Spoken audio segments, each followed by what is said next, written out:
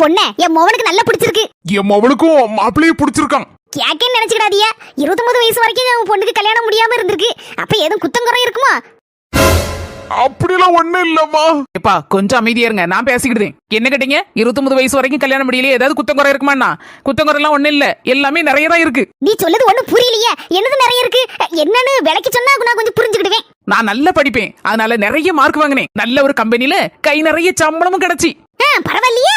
சம்பளம் நிறைய கிடைச்சனால 2 வீடு வாங்கியிருக்கேன், 2 பைக் வாங்கியிருக்கேன், பேங்க் பேலன்ஸும் கொஞ்சம் நிறையவே வச்சிருக்கேன். ஒரு பொண்ணு நான் கஷ்டப்பட்டு படிச்சு வேலை பார்த்து இவ்வளோத்தையும் சேர்க்கறதுக்குள்ள 29 வயசு ஓடி போயிட்டு. உங்க மொவனுக்கு கூட 40-45 வயசு தாண்டி இருக்குன்னு சொல்லி சொன்னாங்களே. உங்க மொவனும் படிச்சிருக்காரு, வேலை பார்க்காரு, எத்தனை வீடு வாங்கி வச்சிருக்காரு, எத்தனை பைக் வாங்கி வச்சிருக்காரு, எவ்வளவு பேங்க் பேலன்ஸ் வச்சிருக்காரு சொல்லுங்க பாப்போம். என்ன கேட்ட கேள்விக்கு பதிலா காணல? வாயை மூடிட்டு இருக்கீங்க. வர வேண்டியது பொண்ணு பார்க்க வேண்டியது, என்னத்துக்கு என்னவா கேள்வி கேட்க வேண்டியது, யார் மனசு வருத்தப்படும் என்னன்னு எதை பத்தி யோசிக்கிறது கிடையாது. மாப்பிள்ளை விடுங்கிற கெத்து. இம்மா அவங்க பேசுறது கரெக்ட் தானமா? மாப்பிள்ளை விடுனா 2 கொம்பு முளைச்சிருக்குன்னு அர்த்தமா? தேவையில்லாம எதையும் பத்தி பேசிட்டு இருக்காத. எனக்கு அந்த பொண்ணை தான் பிடிச்சிருக்கு, அந்த பொண்ணை தான் நான் கிட்ட போறேன்.